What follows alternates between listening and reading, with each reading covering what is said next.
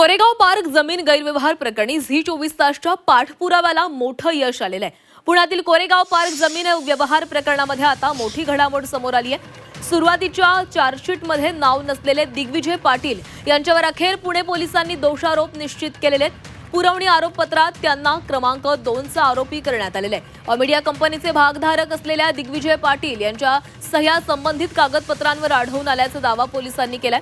शासकीय जमीन परस्पर खरेदी केल्याचा गंभीर आरोपही त्यांच्यावर ठेवण्यात आलाय। तपासाअंती समोर आलेल्या पुराव्यांच्या आधारे ही कारवाई करण्यात आलेली आहे।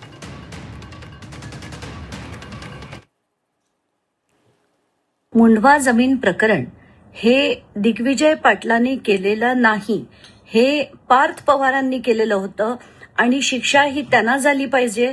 त्यांचं नाव सप्लिमेंटरी चार्जशीटमध्ये यायला हवं होतं, पण जसं आपण बघतोय प्रत्येक ठिकाणी पार्थ पवारला वाचवण्यात येतंय, हे कुठेतरी चुकतंय।